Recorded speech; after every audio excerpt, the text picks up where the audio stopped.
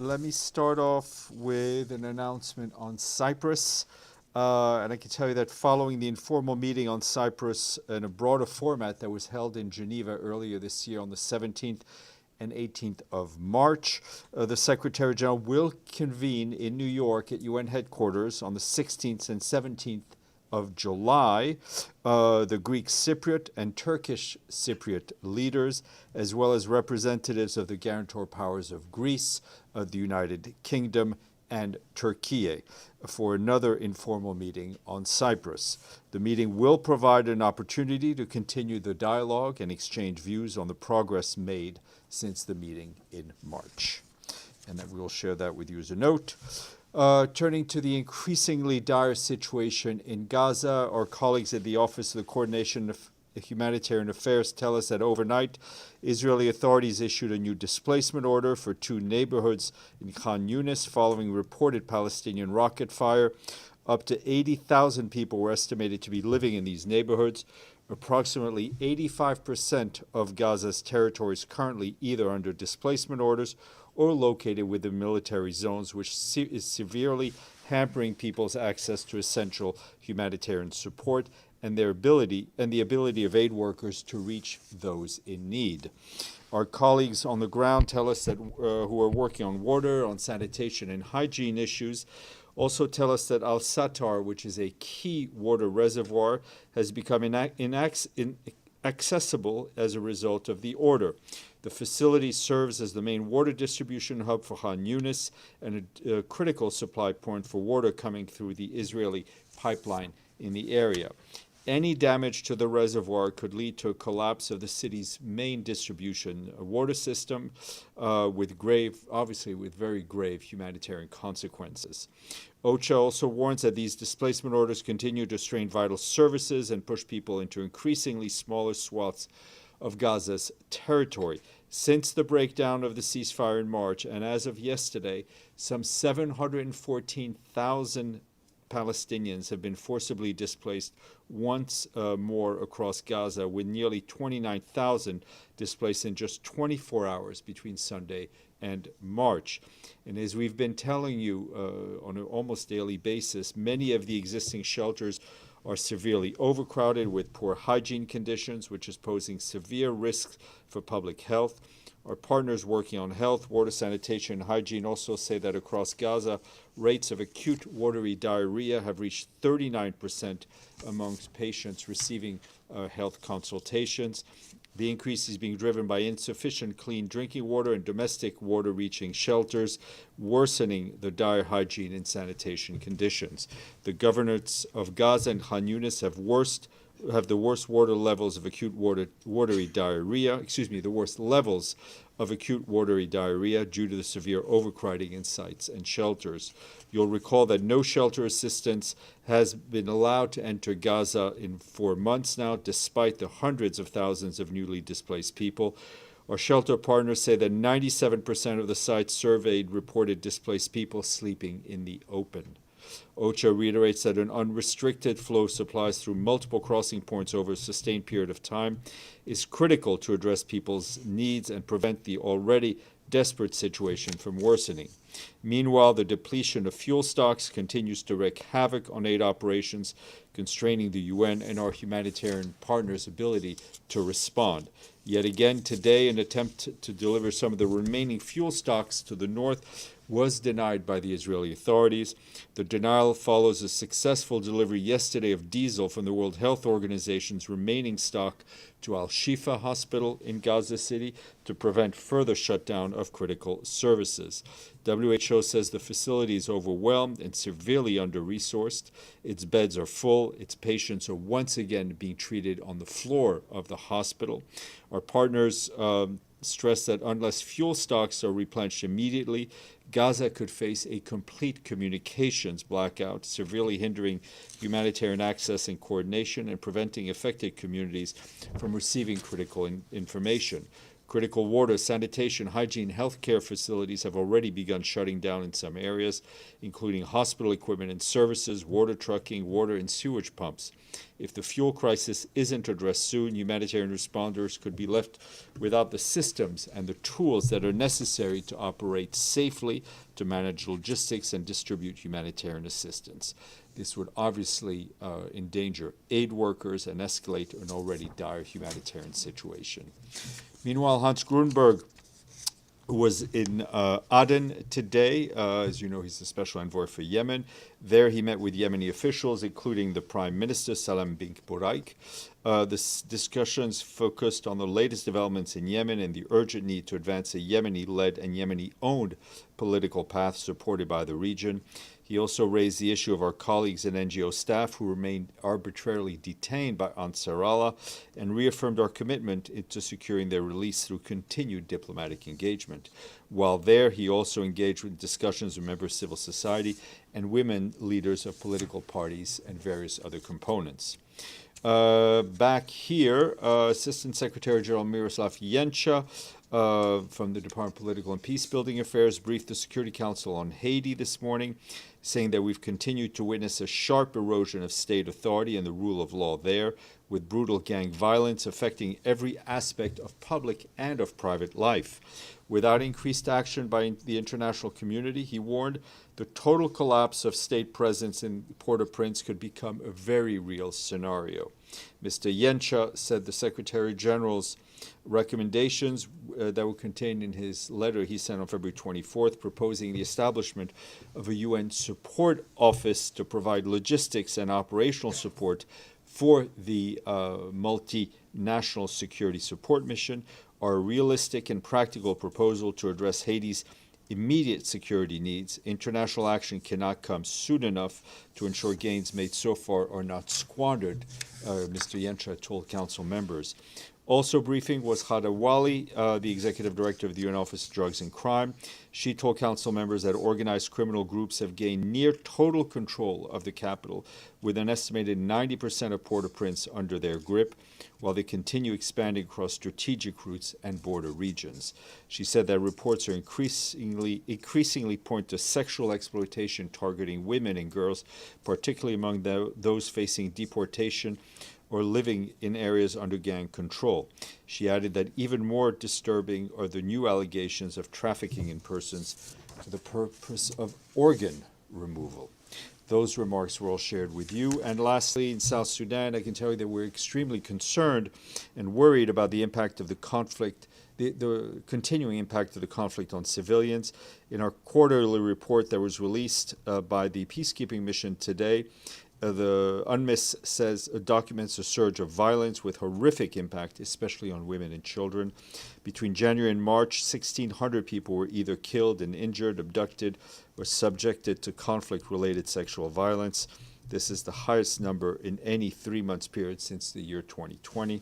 The mission is calling for concerted and collective action to end repeated conflict cycles and urge the government to prioritize protections of civilians. Amélie. Sorry, thanks, Steph. I have two questions not related. First, any news about the conclusion of the strategic review about UNRWA that was supposed to come by mid-June? Nothing to share with you at this point, but hopefully soon-ish. Okay. And second question. I have to say that the team has done its work and the Secretary General has received it. About Iran, Iran announced this morning that they are suspending their collaboration with IAEA. Any reaction from the Secretary General? We've seen the official decision, which is obviously concerning. I think the Secretary General has been very consistent in his call for Iran to cooperate with the IAEA, and frankly, for all countries to work closely with the IAEA on nuclear issues. Pam. That was my question. The follow-up on that is what is happening right now with the IAEA inspectors in Iran, and are there any closed-door negotiations that are taking place? Those are questions you need to address to Mr. Grossi's office and to the IEA. Madame. Just another follow-up on Iran. So given this development and with the snapback coming back soon, like in the Security Council, does the SG have any position on the issue of the snapback given this development? We will leave the Security Council actions to the wisdom of Security Council members. Edie, and then we'll go to the back. Thank you, Steph. On Gaza, were you able to get any information on how many bakeries are still operating, and if so, where? Are there any in the north? I admit failure on follow-up. I have the attention of a goldfish, so just please remind me right after the briefing, because it's a very important matter. But I just my brain's at capacity right now.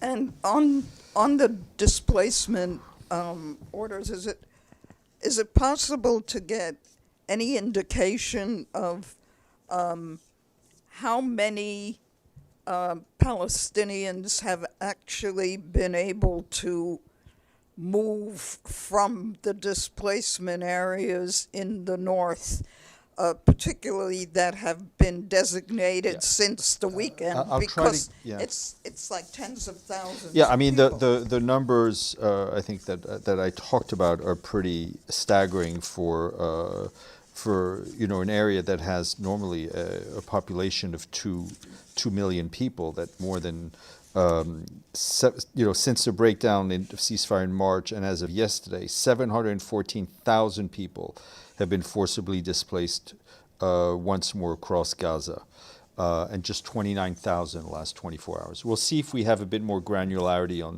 on population movements in northern Gaza. Yvonne, Alex, and Deji.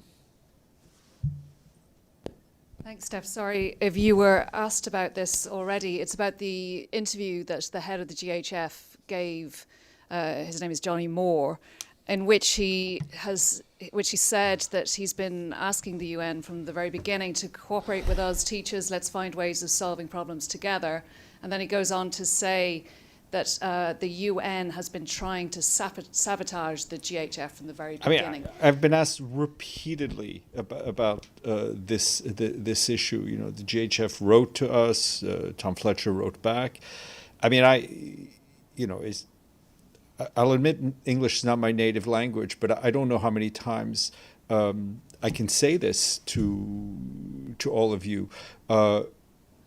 We are not asking, nor do we have a monopoly on humanitarian aid distribution in Gaza. There is enough work for everyone.